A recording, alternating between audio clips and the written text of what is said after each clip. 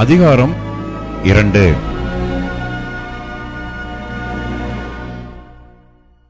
ஆகையால் நாம் கேட்டவைகளை விட்டு விலகாதபடிக்கு அவைகளை மிகுந்த ஜாக்கிரதையாய் கவனிக்க வேண்டும்.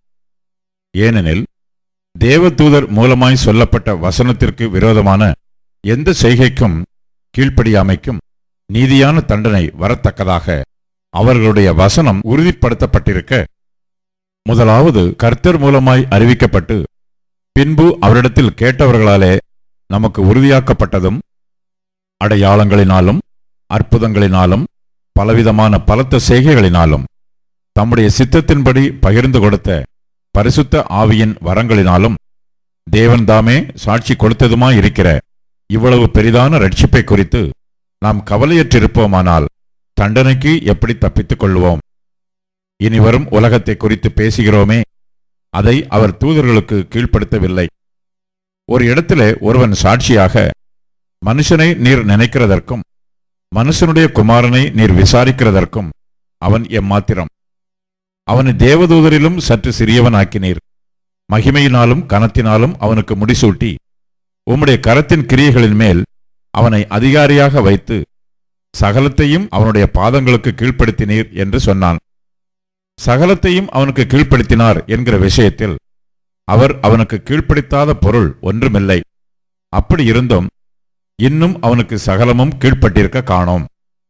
என்றாலும் தேவனுடைய கிருபையினால் ஒவ்வொருவருக்காகவும் மரணத்தை ருசி பார்க்கும்படிக்கு தேவதூதரிலும் சற்று சிறியவராக்கப்பட்டிருந்த இயேசு மரணத்தை உத்தரித்ததின் நிமித்தம் மகிமையினாலும் கனத்தினாலும் முடிசூட்டப்பட்டதை காண்கிறோம். ஏனென்றால் தமக்காகவும் தம்மாலேயும் சகலத்தையும் உண்டாக்கினவர் அநேகம் பிள்ளைகளை மகிமையில் கொண்டு வந்து சேர்க்கையில் அவர்களுடைய ரட்சிப்பின் அதிபதியை உபத்திரவங்களினாலே பூரணப்படுத்துகிறது அவருக்கேற்றதாய் இருந்தது. எப்படியெனில் பரிசுத்தம் செய்கிறவரும் பரிசுத்தம் செய்யப்படுகிறவர்களுமாகிய யாவரும் ஒருவராலே உண்டாயிருக்கிறார்கள். இது நிமித்தம் அவர்களை சகோதரர் என்று சொல்ல அவர் வெட்கப்படாமல், உம்முடைய நாமத்தை என் சகோதரருக்கு அறிவித்து சபை நடுவில் உம்மை துதித்து பாடுவேன் என்றும் நான் அவரிடத்தில் நம்பிக்கையாயிருப்பேன் என்றும், இதோ நானும் தேவன் எனக்கு கொடுத்த பிள்ளைகளும் என்றும் சொல்லியிருக்கிறார். ஆதலால் பிள்ளைகள் மாம்சத்தையும் இரத்தத்தையும் உடையவர்களாயிருக்க அவரும் அவர்களைப் போல மாம்சத்தையும் இரத்தத்தையும் உடையவரானார். மரணத்துக்கு அதிகாரியாகிய பிசாசானவனை தமது மரணத்தினாலே அழிக்கும்படிக்கும் ஜீவகாலமெல்லாம் மரண பயத்தினாலே அடிமைத்தனத்திற்குள்ளானவர்கள் யாவரையும் விடுதலை பண்ணும்படிக்கும் அப்படியானார். ஆதலால் அவர் தேவதூதருக்கு உதவியாக கைகொடாமல் ஆபிரகாமின் சந்ததிக்கு உதவியாக கைகொடுத்தார்.